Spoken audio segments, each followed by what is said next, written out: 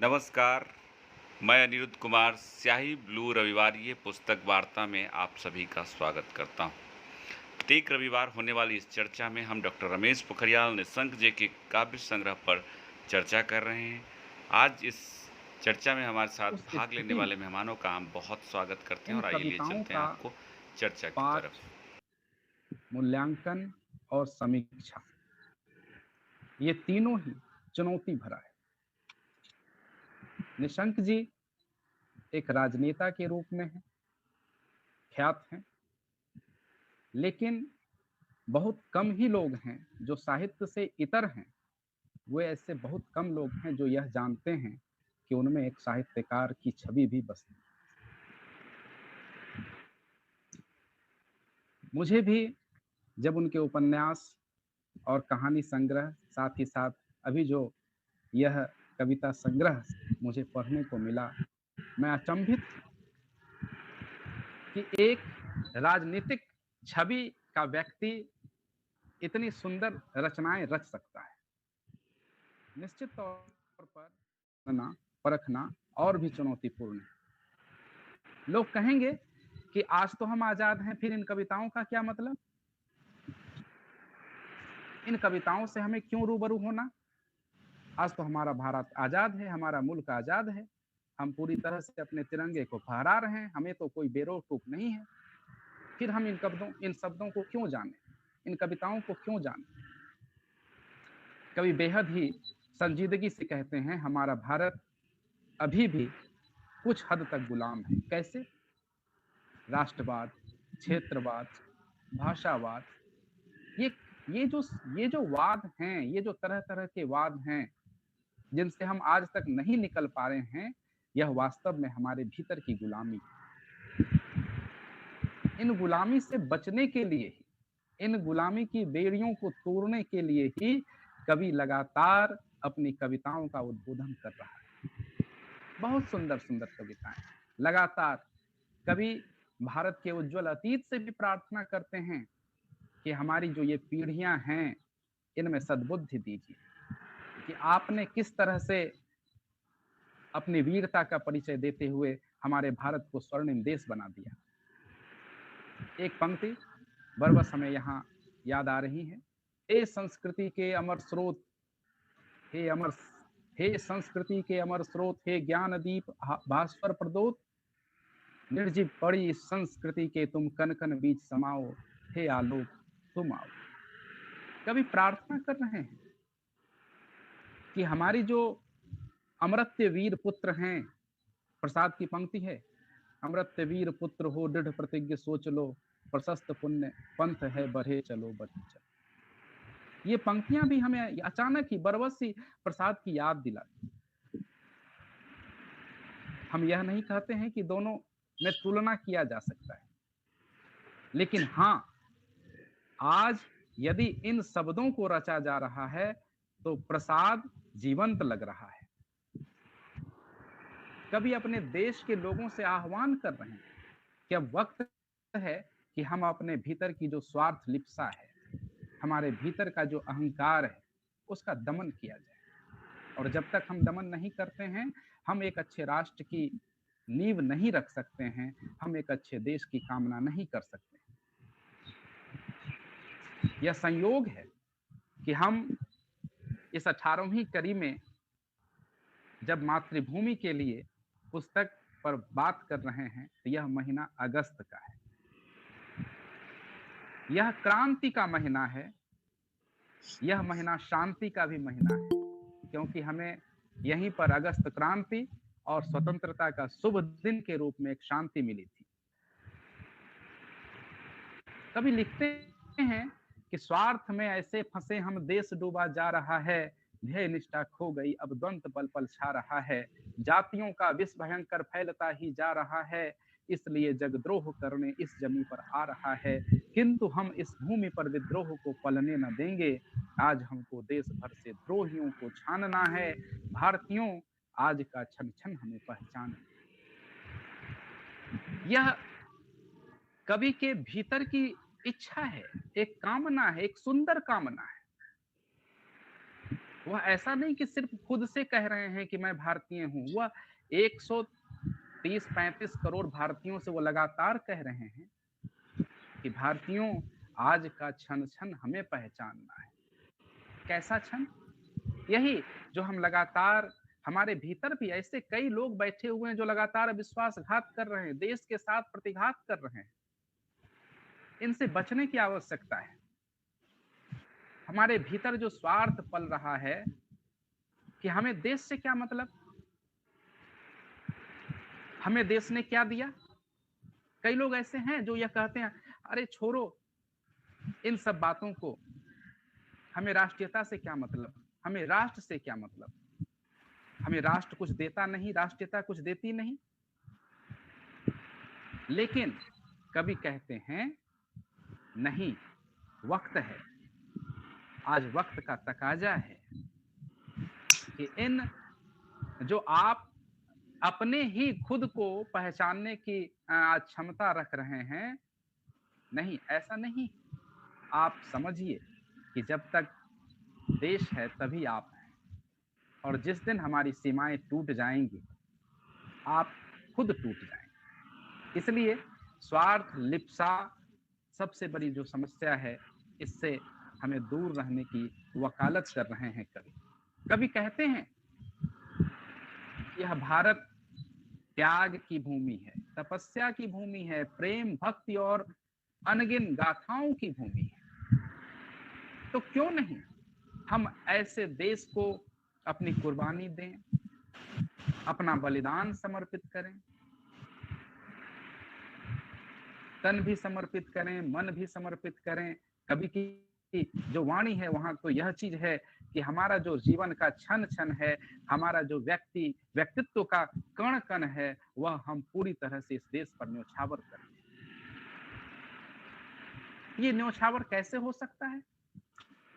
लोग कहेंगे कि आज तो हमारे पास कोई ऐसी गुलामी नहीं है जिससे कि हम जाकर के फांसी के फंदे पर चढ़ जाएं। नहीं, सिर्फ फांसी के फंदे पर चढ़ जाना और देश के दुश्मनों से लड़कर देश को बचा लेना ही राष्ट्रीयता और राष्ट्र प्रेम नहीं है। राष्ट्र प्रेम राष्ट्र को बनाना भी है, राष्ट्र के भाल को उन्नत रखना भी है। कैसे रख सकते हैं? कल का दिन हमारे देश के लिए सबसे स्वर्णिम दिन था जब ओलंपिक में हमारे साथी ने स्वर्ण पदक जीता। बहुत सुंदर। क्या ये राष्ट्र प्रेम नहीं है? जब तिरंगा को लहराने की बात होती है, क्या ये राष्ट्र प्रेम नहीं है? कभी कहते हैं सिर्फ फांसी पर झूलना और बलिदान हो जाना ही राष्ट्र प्रेम नहीं है। आप राष्ट्र से अगर जुड़ना चाहते हैं, राष्ट्र की संपूर्ण समस्याओं का निराकरण करना चाहते हैं, तो वही राष्ट्र प्रेम है। जीवंतता यही है। आज का समय, कभी लिखते हैं कि आज जबकि हम विभिन्न संप्रदायों, विभिन्न धर्मों में बंट करके आपसी कलह और वैमनस्य की स्थिति में हैं, तो क्यों नहीं हम सर्वधर्म समभाव की भावना को जागृत करें? हमारे गांधी ने भी कहा था, गांधी जी ने कहा था कि हमारा भारत तभी अक्षुण्ण रहेगा जब तक कि वह सर्वधर्म समभाव की भावना से ओतप्रोत नहीं हो जाएगा। इसीलिए यहां हम निशंक जी की एक कविता के शब्दों को उधार लेते हैं। उन्होंने लिखा है, मंदिर मस्जिद गिरजाघर यहाँ सबका ही सम्मान है, एक हाथ में गीता रहती दूजे हाथ में कुरान।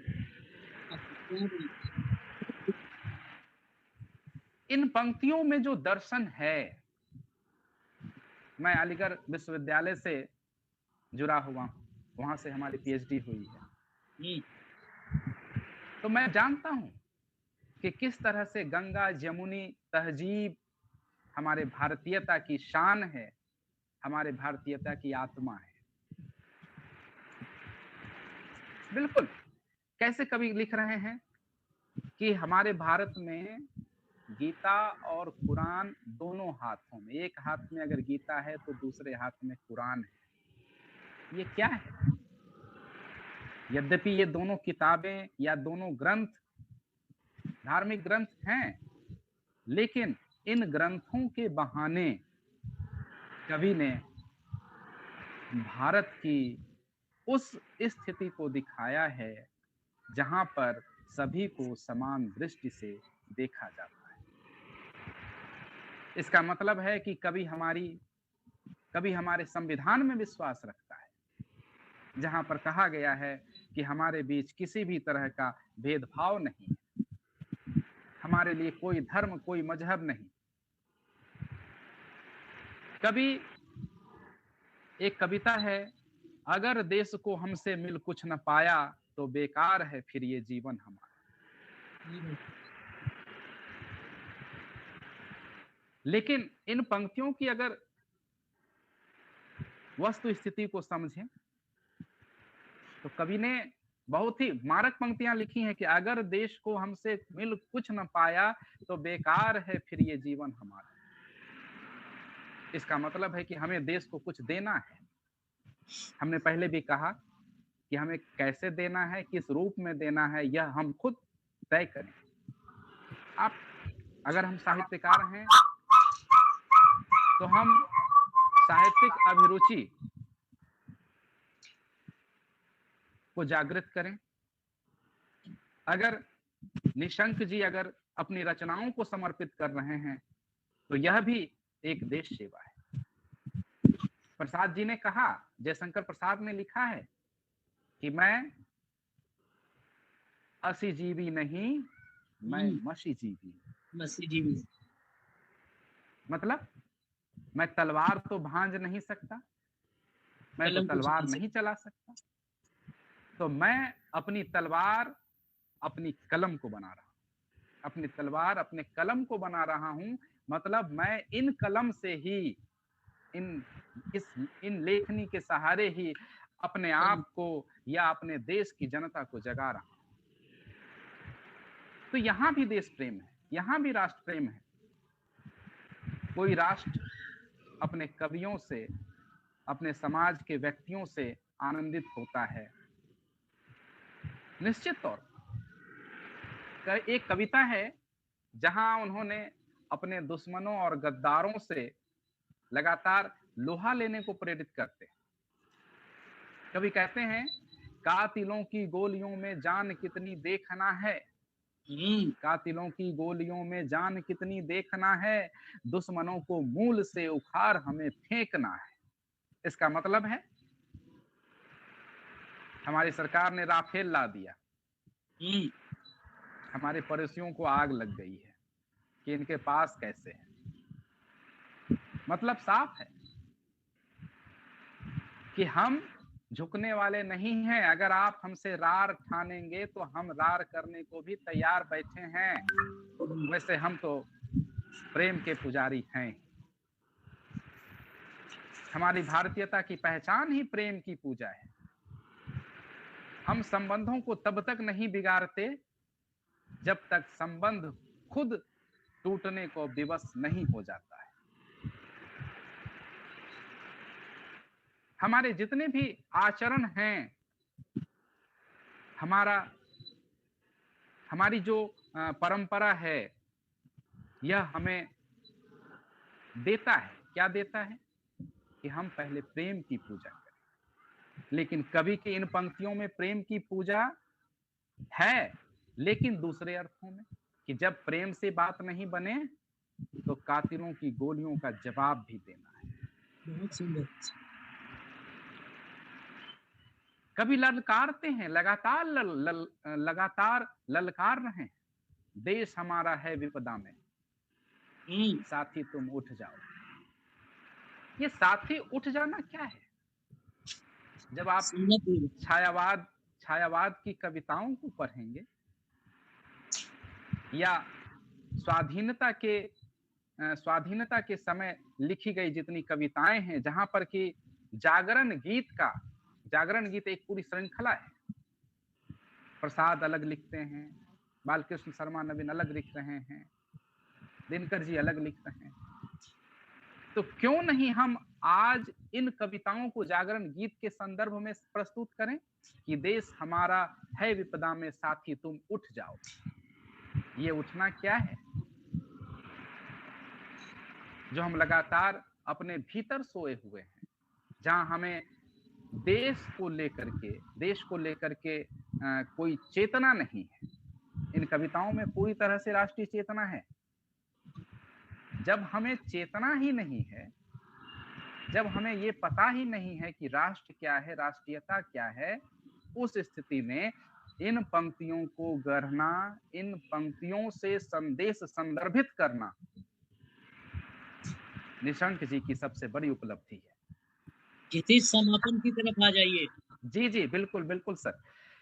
और जब वे लगातार कह रहे हैं कि हमें एक नवयुग बनाना है, हमें इन पंक्तियों से, तो हमें निश्चित तौर पर पूरे देश को संदर्भित करना है। बहुत ही सुंदर संयोग है कि हम 75वें वर्ष में हैं, आज़ादी के 75वें वर्ष में हैं, और हमें मातृभूमि के लिए पुस्तक पर बात करने को मिला है। कुर्बान होगा देश पर जो, इतिहास उसी को जानेगा, इतिहास उसी को गाएगा। तो आज हम अपने भीतर जो हमारा पल रहा देश प्रेम है, हम देश के लिए समर्पित करें, देश के प्रति गीत गाएं, देश के प्रति गुनगुनाएं, न केवल हिंदुस्तान के लिए, कभी यहाँ तक कि हिंदी पर भी बात करते हैं। कितनी अच्छी बात है कि हम लगातार अभी हिंदी पर बात कर रहे हैं। राजस्थान से हमारे सर हैं, उत्तराखंड से हैं, उत्तर प्रदेश से हैं, दिल्ली से हैं, और मैं तो खुद बिहार से हूँ। तो ये जो हिंदी पट्टी है, इन पर भी कभी लिखते हैं कि सैकड़ों हैं बोलियां पर हिंदी सबकी जान है, सुंदर सरस लुभावनी ये कोमल कुसुम समान। तो हमारी हिंदी भी भारतीयता की अस्मिता की सबसे बड़ी पहचान है। हे हिंद के देश के लोगों, तुम आजादी भूल न जाना। ये जब आजादी का हम समय इस पर चर्चा कर रहे हैं, तो निश्चित तौर पर इस संग्रह को जानना, समझना, परखना बेहद महत्वपूर्ण है। आज हमें इस विषय पर बोलने के लिए दिया गया। बहुत बहुत धन्यवाद, आप सभी का आभार, धन्यवाद। बहुत सुंदर जितेश, आपने सचमुच कागर में सागर भरा है, और बहुत महत्वपूर्ण बात आपने कही है। विशेष रूप से आज की मातृभूमि की कविताएं आज भी प्रासंगिक हैं, और आपने जो बहुत बड़ी बात कही कि वादों से बंधन की मुक्ति की सार्थक कविताएं ये हैं। किसी वाद में बंधकर डॉक्टर निशंक नहीं लिखते। और एक और बहुत बड़ी बात आपने कही कि कविताएं क्रांति और शांति दोनों की बात कर रही हैं।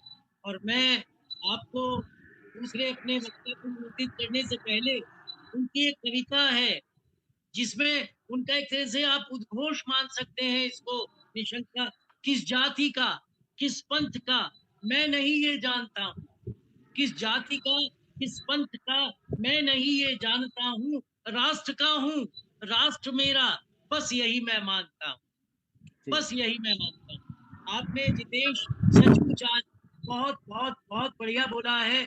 मेरा आशीर्वाद आपको, मेरी शुभकामनाएं आपको, मैं अभिनंदन करता हूं आपका। और इन्हीं शब्दों के साथ मैं निमंत्रित कर रहा हूं जयपुर से अपने वरिष्ठ साहित्यकार, अपने नए नए मित्र योगेश कानवा जी को, जो जयपुर आकाशवाणी से सम्मिलित रहे हैं और साहित्य साधना में जो लगे हुए हैं। और अभी मेरे जितेश ने कहा, निशंक जी की पंक्तियां, कुर्बान होगा देश पर जो, इतिहास उसी को गाएगा। इतिहास किसी को ऐसे को नहीं गाता जो सांस लेते लेते मर जाए। कुर्बान होगा देश पर जो, इतिहास उसी को गाएगा। दृढ़ता से जो बढ़ा वह सफलता ही पाएगा। तो आपकी सफलता आपके कदमों में होती है, आपके पंजों में होती है। चरय वेती जिसने मंत्र को अपना लिया, सफलता उसके पीछे दौड़ती है, फिर वो सफलता के पीछे नहीं दौड़ता। मैं निमंत्रित कर रहा हूँ अपने मित्र योगेश जी को। योगेश जी, आइए, आप मातृभूमि के लिए इस काव्य संग्रह पर अपने विचार हम लोगों को दीजिए। श्री योगेश। धन्यवाद। सबसे पहले मैं डॉक्टर सत्यकेतु जी का आभार व्यक्त करूंगा। योगेंद्र जी, आपका बहुत बहुत आभार कि आपने इतनी एक अच्छी भूमिका पहले ही बांध दी है कि जिसमें कहीं किसी तरह की दुविधा ना रहे आगे मेरे लिए। एक बहुत अच्छी बात कि मेरे लिए बड़ा आसान कर दिया है भाई जीतेश जी ने।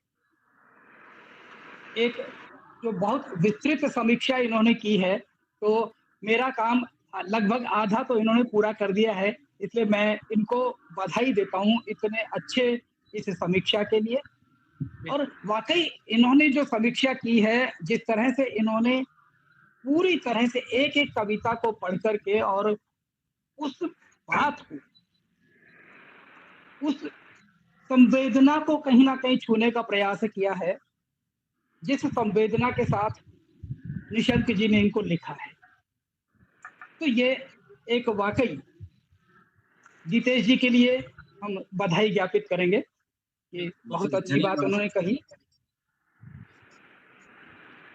निशंक जी को सबसे पहले मैं बधाई दूंगा क्योंकि मैं इस कड़ी में पहली बार जुड़ रहा हूँ। डॉक्टर निशंक की ये कविताएं जब मैंने पढ़ी तो मुझे एक बात बहुत अच्छे से समझ आई कि आज के इस दौर में कितना जरूरी है उनकी इन कविताओं को सबके लिए पढ़ा जाना। नमन उस देवभूमि उत्तराखंड को जहां पर ये पैदा हुए, जहां वेदों की भाषा गूंजती है, जहां पहाड़ों की सरलता, सहज सरल भाव हमें देखने को मिलता है। और सबसे बड़ी बात है कि इनकी कविताओं में वही सहज सरल सुलभ भाव देखने को मिलता है। एक भीतर ही भीतर एक ज्वाला सी है,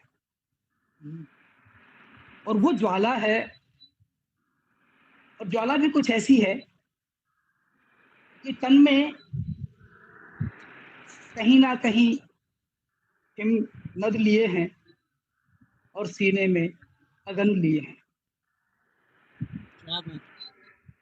जब तन में एक बहुत शांति की बात, हम एक हाथ में फूल रखते हैं तो दूसरे में तलवार भी है, ये दोनों संदेश एक साथ दे रहे हैं।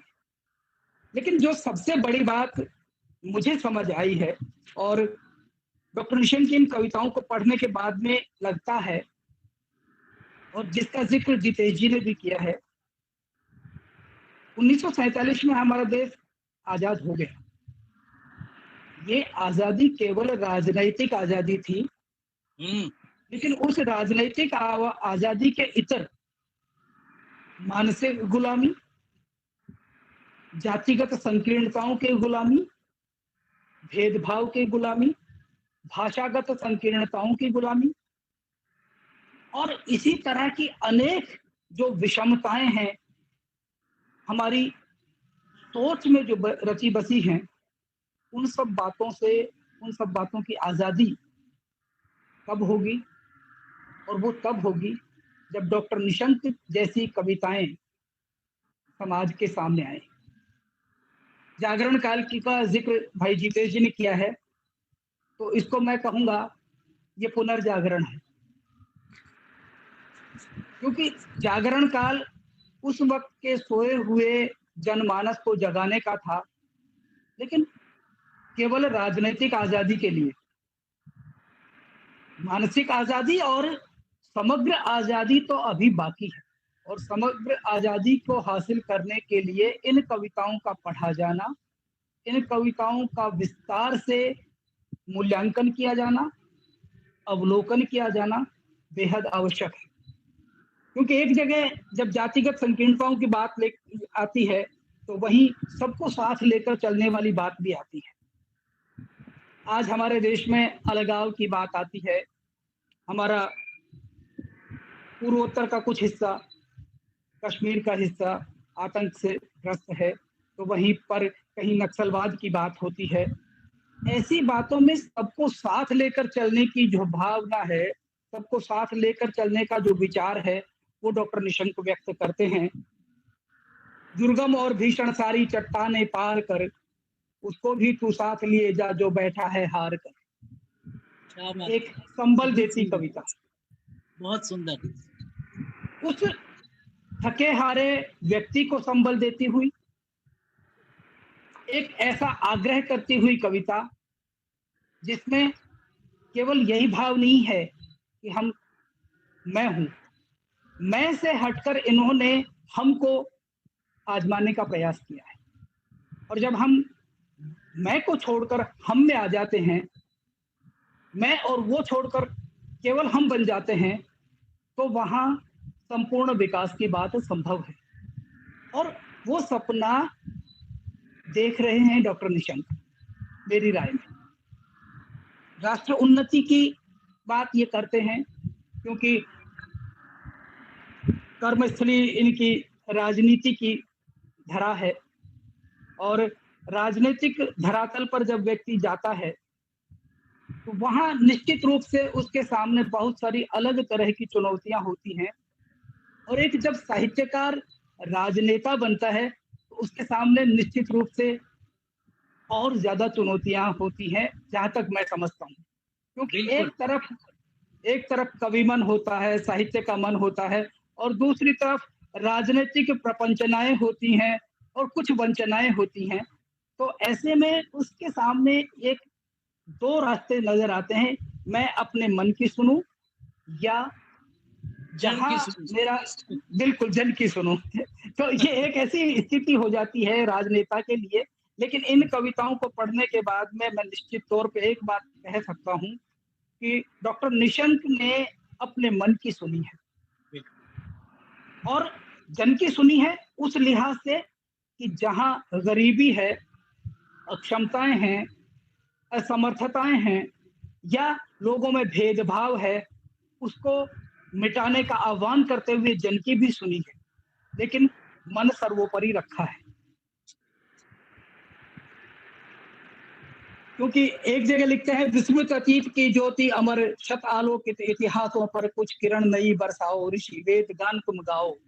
तो जब हम बात करते हैं कि नई किरणें, और वो नई किरणें तभी आ सकती हैं जब हम उस बात को समझें, उस दर्द को समझें जो जनमानस का दर्द है। एक राजनेता की हैसियत से जनमानस के दर्द को सुनना और एक साहित्यकार की दृष्टि से उन पूरे दर्द को सहन करना, समझकर, और उसके बाद में उसका कहीं ना कहीं कोई उत्तर निकालना, वो इनके लिए एक चुनौतीपूर्ण कार्य रहा है। लेकिन उन्होंने अपनी कविताओं में इसको बिल्कुल साफ तौर पे लिखा है।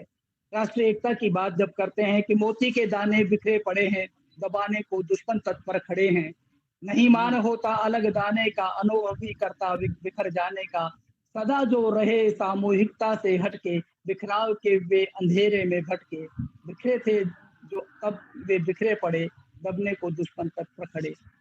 जब हम बात करते हैं अलगाव की, चाहे वो अलग अलग दृष्टिकोण से हो, चाहे सीमा के विवाद की बात हो, भाषा की विवाद की बात हो, हम किसी भी रूप में अलगाव की बात करते हैं, किसी भी रूप में हम अपने प्रांतवाद की, क्षेत्रवाद की बात करते हैं, उस पर चोट करती ये कविता है। यदि हम एक नहीं हैं, हम बिखरे हुए हैं, तो फिर देश का क्या होगा, देश को कौन संभालेगा? यहाँ निशंक जी बिल्कुल साफ तौर पे कहते हैं कि बिखरे हुए नहीं, हम जब एक माला के मनके हैं। और निशंक जी ने तो 108 मनकों की जगह 106 मनकों की माला पिरोई है, तो एक अलग तरह की माला है। और ये माला इस बात को इंगित करती है कि एकता में के सूत्र में जब हम बंधे रहेंगे तो निश्चित रूप से देश का विकास और आगे बढ़ेगा। लेकिन जब यदि हम बिखरेंगे तो हम आपस में लड़ेंगे, और जैसा अभी जो चुनौतियां हमारे सामने आ रही हैं, एक जगह आत्मबल की बात करते हैं, तूफान गोद में बिठा अंधकार को मिटा, सब बेड़ियों को तोड़कर स्नेह सूत्र जोड़कर, दिशा दिशा में आज मैं शिखर पे चढ़ रहा, मैं निशंक बढ़ रहा। ये इनका आत्मबल दिखता है।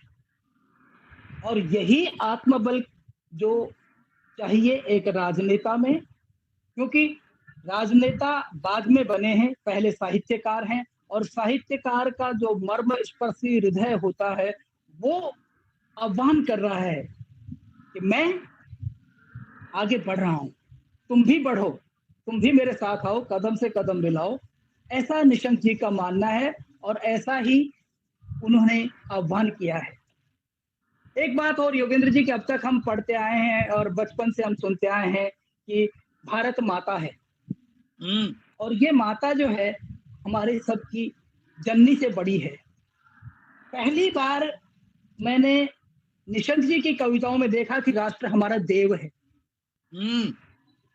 तो राष्ट्र को देव के रूप में प्रतिस्थापित करना एक बहुत बड़ी बात है, क्योंकि हमने अपनी धरा को माता के रूप में पूजा है, माता के रूप में इसका यशोगान किया है, और हम मानते हैं आत्मा से और दिलो दिमाग से।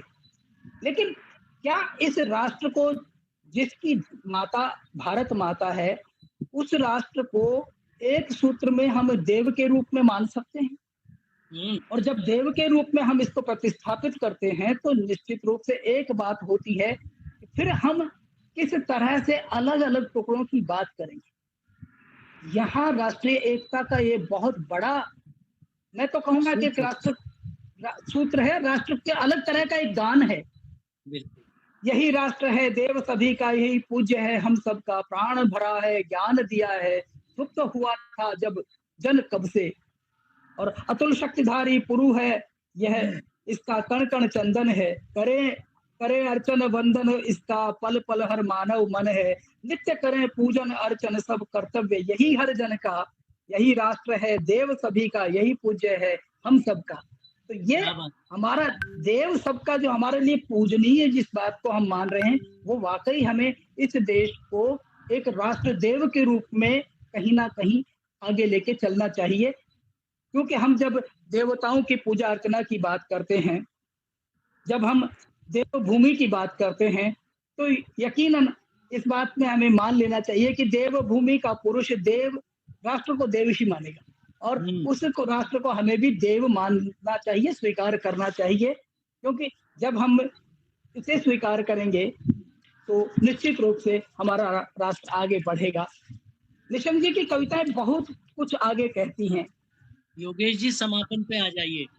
बिल्कुल बिल्कुल। तो जब हम राष्ट्र वंदना की बात करते हैं, लेकिन कुछ जो चीजें इन्होंने इंगित की हैं, जातिगत अलगाव की बात, जातिगत भेदभाव की बात, पृथकवाद की बात, इन सब चीजों को यदि हम अलग करें, इन चीजों को हम छोड़ दें, तो हमारा राष्ट्र इतनी उन्नति पर जाएगा जिस चीज को हम कहते हैं कि हम राष्ट्र पूरे विश्व गुरु हैं, यकीनन विश्व गुरु हैं, लेकिन ये कुछ कमियां हैं जिसमें यदि इनको छोड़ दें तो हमारा देश वस्तुतः राष्ट्र गुरु है। कहीं जाति तो कहीं भाषा का तांडव मंडराया है, पृथकवाद की लपटों में जब जन जन को झुलसाया है, आज देख क्यों देशद्रोह की धधक रही आग, हे भारतवंश भारत सपूत तू जाग।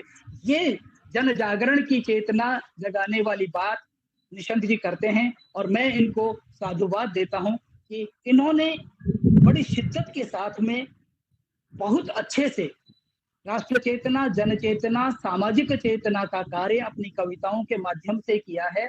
इनको एक बार फिर से बधाई और आभार शाही ब्लू का, आप सभी का, जो मुझे एक बोलने का मौका दिया और मुझे सुना। अभिनंदन आपका, बहुत सुंदर योगेश जी, बहुत बड़ी बात आपने कही है। विशेष रूप से आपकी बात से मैं क्या कहूँ उसको, कि एकदम आपने कहा कि एक हाथ में फूल एक हाथ में तलवार, दोनों बातें, और यही आज की आवश्यकता भी है। मुझ में अगर प्रेम है तो मुझ में वो ओजस्विता भी रहनी चाहिए, और इसीलिए निशंक कहते हैं आज मैं त्रिकाल बन नव सृष्टि की रचना करूंगा। त्रिकाल बनकर नव सृष्टि की रचना करने वाला, मुझे तो कभी कभी ये लगता है कि प्रसाद जी को मैं उनकी एक कविता में जीवंत पाता हूँ। अरुण ये मधुमय देश हमारा, और अरुण निशंक लिखते हैं त्याग तपस्या प्रेम भक्ति किस किस का करूं बखान, अग्नित गाथाएं जिसकी ये भारत देश, भारत की वंदना करना। और आपने तो राष्ट्रदेव की बहुत बढ़िया कल्पना आपने हमें दे दी। मातृभूमि हर एक होती है, लेकिन राष्ट्रदेव तभी होता है जब उसका संविधान बन जाता है। और देवभूमि का ये कवि राष्ट्रदेव की वंदना करना चाहता है। आपने बहुत बड़ी बात कही योगेश जी। एक बात और कहना चाहूंगा मैं, जो मेरे से छूट गई है, वो बहुत जरूरी समझता हूँ।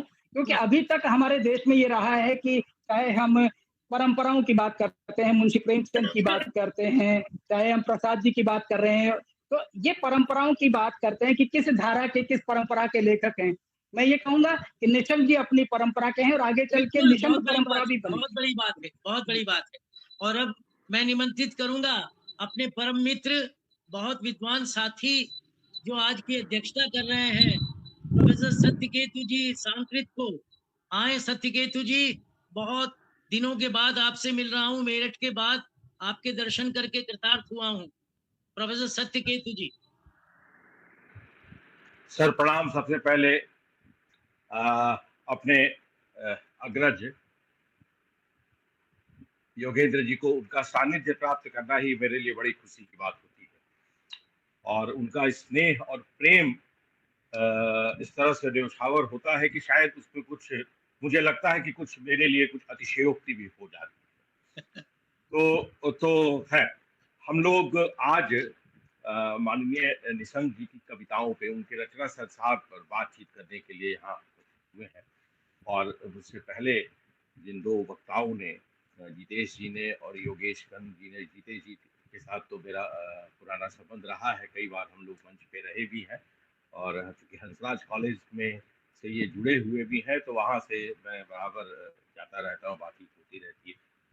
तो इन लोगों ने आदरणीय निशंक जी की कविताओं को लेकर जो भावोद्गार व्यक्त किए हैं, वो निश्चित रूप से काबिले गौर है। और ये निशंक जी का जो रचना संसार है, जो कविता संग्रह है, ये अपने आप में बहुत कुछ बातें कह जाता है, जिस पर विचार करना जरूरी है। मैं मानता हूं कि आज तक हमारा साहित्य बहुत दिनों तक एक निश्चित कुप्रवृत्ति वाली विचारधारा के जकड़न में फंसा रहा। अब समय आ गया है कि हम उससे बाहर निकलें, और बाहर निकलने के लिए अपने देश और अपनी राष्ट्रीयता को उजागर कर उनके उन्हीं के शब्दों में उनको जवाब दें।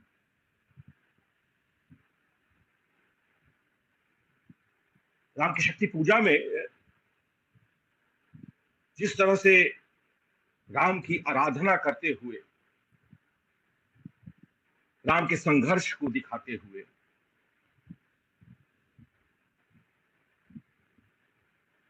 आराधना का, दृढ़ आराधना से देव उत्तर की बात की गई थी, आज हमें उसी दृढ़ आराधना से उत्तर देने की बात है। और यह पुस्तक उसी दृढ़ आराधना का सर्वोत्कृष्ट रूप है। बहुत सुंदर। ये पुस्तक केवल, ये ठीक है कि इसमें जागरण के स्वर है, लेकिन इसमें वो केवल जागरण का स्वर ही नहीं है, इसमें तमाम तरह की बातें की गई है। देश का उत्थान कैसे हो सकता है, देश विकसित कैसे हो सकता है, केवल शहरों की ओर अगर हम देखेंगे तो, और हम चाहेंगे कि हमारा देश विकसित हो, तो ये संभव नहीं। तो ये समय है जब हम स्मृति के पन्नों को पलटें। यह स्वाधीनता का 75वां वर्ष है, अमृत महोत्सव मनाया जा रहा है, और जैसा आदरणीय अरुण जी ने कहा कि यह कृति आज के परिप्रेक्ष्य में अत्यंत प्रासंगिक है। और अरुण जी को यह कविता पढ़ते हुए अगर अरुण यह मधुमय देश हमारा की ध्वनि आ जाती है, समावेश कर जाती है, तो इसमें कोई बहुत बड़ी बात नहीं। इनकी कविताओं में कई तरह की ध्वनि निकलती है। एक चीज पर केवल मैं बात कर लेना चाहता हूं, अपनी आजादी। अक्सर यह बात कही जाती है कि यह आजादी, यह स्वाधीनता राजनीतिक आजादी। मैं इसको थोड़ा इस रूप में स्वीकार करने में कठिनाई महसूस करता हूँ। यह आजादी केवल राजनीतिक आजादी नहीं, इस आजादी को प्राप्त करने में हमारे देश के वीर सपूतों ने बलिदान दिया, संघर्ष किया था। केवल राजनीतिक दृष्टि से यह आजादी प्राप्त नहीं हुई थी। इस आजादी के प्राप्त करने के बाद हमारे सामने वह भावभूमि तैयार की गई, वह भूमि तैयार की गई, एक ऐसी उर्वर भूमि हमारे सामने उपस्थित हुई जिस पर कि हम अपनी देश की समस्याओं को, देश की जो विसंगतियां थी उन पर बात कर सके। जिस तरह से हमारे देश को जाति में बांटकर बर्बाद करने की कोशिश की गई थी, हम उस जाति पर बात कर सकते। निशंक जी की कविताओं को जब पढ़ता हूं तो केवल इसमें देश के प्रति जो राष्ट्रीयता की बात, यह भी एक नेशनलिटी की बात है। अपने पर्यावरण पे बात करना, अपने गांव पे बात करना, गरीबी में कराहती हुई जनता पे बात करना, और निश्चित रूप से निशंक जी की कविताओं में ये सारी चीजें आती। उनकी कई कविताओं को उदाहरण के रूप में प्रस्तुत किया जा सकता है, लेकिन रितेश जी ने, योगेश जी ने इतनी सारी कविताओं के बारे में बताया, लेकिन एक कविता जिसका मैं जिक्र करना चाहता हूँ, सार रूप में वो कविता कैसे प्रस्तुत की जा सकती है, वो है बढ़ चले हम ग्रामवासी, पूछते घन घोर वन अपराध हमने क्या किया, वे मिटाते हैं हमें जीवन सदा जिनको दिया, क्रूर बनकर लुटा हमें घोपी कुल्हाड़ी गात में, अब बड़े चल हम ग्रामवासिनी ले मशाल हाथ। क्या बात है, क्या बात है। ये है निशंक जी। जी, ये है उनकी कविता का मूल तत्व। बड़े कवि हैं। सामान्य भाव बोध और सामान्य सी भाषा दिखने वाली कविता में जो गंभीरता है, जो तथ्यात्मकता है, सरल और सहज शब्दों में अपनी बात को गंभीरता से कहना सबसे कठिन काम होता है। इसके लिए भाषा को गढ़ना होता है, इसके लिए छंद का निर्माण करना होता है। ये छंद, पुराने घिसे पिटे छंदों से इस तरह की कविता नहीं लिखी जा सकती है। निशंक जी ने उन छंदों का निर्माण किया है, अलंकार की योजना बनाई है। और मैं तो कहता हूं, जैसे निशंक जी की कविताओं में जो छंद और अलंकार है, ये बाहर से लाए गए नहीं है। लगता है जैसे उनके पीछे पीछे हाथ जोड़कर चल रहे हो, और उन छंदों का, उन अलंकारों का, प्रतीक योजनाओं का प्रयोग कर इतनी सहज और सुंदर भाषा में इतनी गंभीर बात को कह देना, यह कोई सामान्य बात नहीं। निश्चित रूप से इसको पढ़ते समय जो ध्वनि गूंजती है, वो माखनलाल चतुर्वेदी की ध्वनि गूंजती है। रामधारी से दिनकर दिखाई पड़ते हैं, नवीन दिखाई पड़ते हैं, और मैं कहूं मित्रों, निश्चित रूप से स्वर्गीय माननीय अटल बिहारी वाजपेयी जी दिखाई। क्या बात है। जब गीत की बात करते हैं निशंक जी, तो अटल जी की वह कविता याद आती है, मैं गीत नया गाता, टूटे हुए तारों से फूटे बासंती स्वर, पत्थर की छाती में उग आया नव अंकुर, झरे सब पीले पात, कोयल की कुहुकलात, प्राची में अरुणिमा की दीख देख पाता हूं, गीत नया गाता हूं, गीत नया गाता हूं। वही गीत निशंक जी की कविताओं में दिखाई पड़ता है। कोई चीज अचानक से नहीं चली आती है। सूरदास की कविताओं को देखकर शुक्ल जी ने कहा था कि सूर सागर किसी चली आती हुई गीत काव्य परंपरा का पूर्ण विकास दिखाई पड़ता है। मैं तो ये कहता हूं कि जिस राष्ट्रीय विचारधारा की कविता और जो राष्ट्र की कविता, जो पुनरुद्धार की कविता और समाज के निर्माण की कविता जो निशंक जी की है, यह एक लंबी परंपरा, भारतीय परंपरा की कविता है। उसी परंपरा की पराकाष्ठा इनकी कविताओं में दिखाई पड़ती है। बहुत बढ़िया। निशंक जी, एक बात हमें हमेशा ध्यान रखना पड़ेगा, इतना बड़ा कवि, लेकिन उसके पैर जमीन पर। क्या लिखते हैं निशंक जी, उस पर हमें ध्यान देना चाहिए। मैं उन्हीं की पंक्ति को सुना रहा हूं। मुझे विश्वास है एक एक पंक्ति और एक एक शब्दों पर ध्यान दिया जाना चाहिए। मुझे विश्वास है कि अकलुषित हृदय की बात नहीं करते हैं, अकलुषित हृदय में गुनगुनाते ये गीत व्यक्ति व्यक्ति को मातृभूमि के प्रति आनंद की अनुभूति करा के राष्ट्रीय भावनाओं को जागृति प्रदान करने में सहायक सिद्ध होंगे। आगे कहते हैं, यही सोचकर इस पुस्तक को आपके हाथों में समर्पित कर रहा हूं। मित्रों, ये जो समर्पण की भावना है, ये समर्पण की भावना कवि को महान बनाती है। बिल्कुल, यह वह समर्पण है जहां व्यक्ति का अहम समाप्त हो जाता है और जहां व्यक्ति का मैं समाप्त होता है, जहां व्यक्ति का अहम समाप्त होता है, उसे ईश्वर के दर्शन प्राप्त होते हैं। जब मैं था तब हरि नहीं, अब हरि है मैं नहीं। ये समर्पण की भावना है। और याद कीजिए, यही वह समर्पण की भावना है जिस समर्पण की भावना से जहां पर अहम का विगलन हो जाता है और सब कुछ समाज के प्रति समर्पित कर दिया जाता है और कभी अपने आप को समर्पित करता है, तो क्या होता है? असाध्य बीड़ा बजती। क्या बात। यह वही असाध्य बीड़ा है। यह कविता सामान्य सी कविता नहीं है। यह एक ऐसी असाध्य बीड़ा है जिसमें समाज में बैठे हुए हर व्यक्ति को अपने अपने स्तर से, अपनी अपनी चीजों से उसके अर्थ वो ग्राह्य करता जाता है। बहुत सुंदर, बहुत सुंदर, बहुत सुंदर। यह कविता जीवन के आदर्श को तो देती ही है, मनुष्य को आगे चलने का राह भी दिखाती है। ये समय है, अब समय आ चुका है कि ऐसी कविताएं, इन पर चर्चा हो। मैं बार बार कहता रहता हूं कि हिंदी के एक बहुत बड़े आलोचक को एक निश्चित विचारधारा के तहत दरकिनार कर दिया गया है, उन पर बात होनी चाहिए। आचार्य विष्णुकांत शास्त्री पे। आचार्य विष्णुकांत शास्त्री आज के आग्रपांते आलोचकों में है। उनकी गणना होनी चाहिए, उन पर बातचीत होनी चाहिए।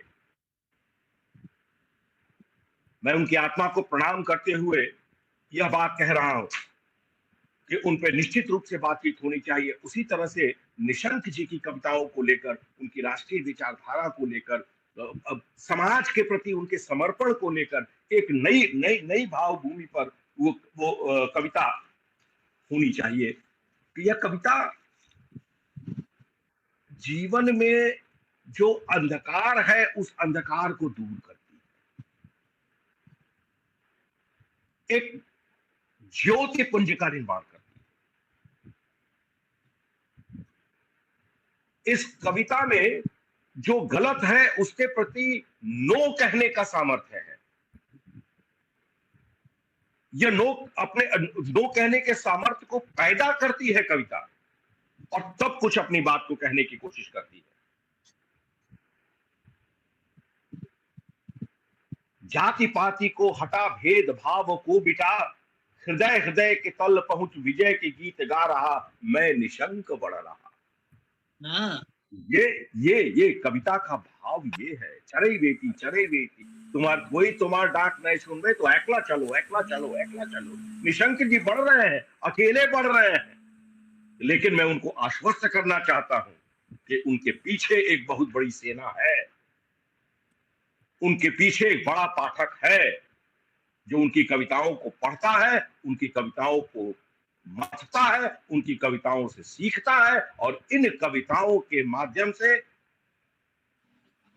सबका साथ, सबका विकास, इस पथ पर आगे चलते हुए एक अच्छे समाज के निर्माण में सहायक सिद्ध होगा। मित्रों, यह स्वाधीनता का 75वां वर्ष है। अमृत महोत्सव मनाया जा रहा है। हम सब मिलकर इस अमृत महोत्सव को मनाएं और निशंक जी की कविताओं का गान करें, गुणगान करें। यही आज की सबसे बड़ी उपलब्धि होगी। बहुत बहुत अभिनंदन आपका प्रोफेसर सत्यकेतु जी, सचमुच आज आपने उपकृत किया है। बहुत सुंदर। आज के तीनों वक्ताओं को मैं हृदय से उनका आभार व्यक्त कर रहा हूँ, तीनों का अभिनंदन कर रहा हूँ। और आज आपने मातृभूमि के लिए कविताओं में जो भी डॉक्टर निशंक की भावनाएं हैं उनको आपने जिस रूप में रखा, और खास तौर से प्रोफेसर सत्यकेतु ने जब कहा है कि अहम समाप्त हो जाता है जब कवि का, तब वो पूरे राष्ट्र के लिए स्वीकार्य हो जाता है। और सचमुच इन कविताओं में निशंक स्वयं कहीं नहीं है, मैं नहीं है, हम बनकर आते हैं। और जब हम बनकर आते हैं तो वो सबके हो जाते हैं, और योगेश जी ने तो कहा था कि वो मन की बात भी कहते हैं, जन की बात भी कहते हैं, और जन की बात कहते ही वो मैं से हम हो जाते हैं। और अंत में मैं स्वयं चलते चलते उनकी 2 पंक्तियां गुनगुनाना चाहूंगा। भारत के रखवाले हैं हम, भारत के रखवाले, भारत के रखवाले हैं हम, भारत के रखवाले, सारा जग जाने हमको, हम देश प्रेम के मतवाले, सारा जग जाने हमको, हम देश प्रेम के मतवाले। बहुत सार्थक, बहुत सुंदर और बहुत ही प्रेरक आज हुए मेरे तीनों उपकृत किया है। प्रोफेसर सत्य, मैं आपकी विद्वत्ता से निश्चित रूप से प्रभावित रहा हूँ। आज आपने जितना हमें दिया है, और आज मैं आपसे कहूँ कि निशंक जी स्वयं इस पूरी तीनों आपकी वार्ताओं को निशंक जी सुन रहे हैं, और आज वे जितने आपके प्रति कृतज्ञ होंगे, उनकी कृतज्ञता मैं अपने शब्दों में आप तक पहुंचा रहा हूँ। मैं चाहूंगा यदि आप आपको प्रणाम करता हूँ, आपको प्रणाम करता हूँ, और आपका आशीर्वाद मुझे मिलता रहे। बस यदि आप तीनों अपने अपने इन एक आलेख के रूप में हमें दे सकेंगे, तो मेरा मन है कि मैं कविताओं पर जो हम लोग वार्ता कर रहे हैं, इसको मैं पुस्तकाकार अवश्य ला सकूं। तीनों से निवेदन है मेरा, आप लोग अपनी अपनी जो भी आपने हमें कहा है, इसको आलेख के रूप में हम लोगों को वो सत्यवान जो हमारा ब्लू बुक, शाही ब्लू बुक, उसको पहुंचा देंगे, तो ये हम पुस्तकाकार इसको लाएंगे, और स्वाधीनता के अमृत महोत्सव की बहुत बड़ी देन होगी। अगस्त का माह और अगला जो हम रविवार ले रहे हैं, उनका एक काव्य संग्रह है वतन तेरे लिए। हम 15 अगस्त को उसी पर विचार करेंगे। मैं चाहूंगा आप लोग भी जुड़िएगा। आप सबका आपका बहुत बहुत धन्यवाद ज्ञापित करने सबसे पहले तो एक बात सर, सत्यवान जी को मैं धन्यवाद देना चाहता हूँ, जिन्होंने मुझे ये अवसर प्रदान किया, हम लोगों को अवसर प्रदान किया कि इस पे हम लोग कुछ बातचीत करें। आभार सर आपका भी।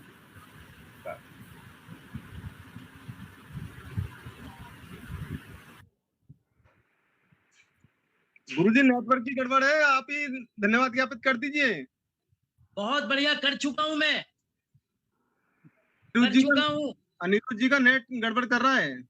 हो गया, मैंने कर दिया, सबके प्रति कृतज्ञ हो गया हूँ। ठीक है नमस्कार आपको भी। जी जी जी। अच्छा, अब अनौपचारिक रूप से हम बातचीत कर लें। एक तो जितेश जी आपका मुझे नंबर चाहिए था, और एक योगेंद्र जी का नंबर। सर मैं सभी का नंबर। हाँ, तो आप फिर सत्यवान जी आप भिजवा दीजिएगा, हम एक दूसरे से जुड़े रहें। प्रोफेसर सत्यकेतु जी से भी मैं चाहूंगा कि इनके भी हम सानिध्य में रहें, आगे बातचीत हमारी चलती रहे। जी। सत्यवान सर, सबको नंबर जो है ना एक दूसरे का दे दीजिएगा। ठीक है सर, अभी हम समापन करते हैं और फिर बाकी वार्तालाप हम फोन पे करते हैं। जी। मेरा लैपटॉप आज कुछ धोखा दे गया, पता नहीं क्यों लैपटॉप पे ब्लॉक हो जा रहा था, तो फिर मोबाइल ऑन करना पड़ा, और मोबाइल से लैपटॉप को जोड़ के पता नहीं कैसे जुड़ गया मैं। लेकिन हाँ, वो गड़बड़ कर रहा था। ठीक है।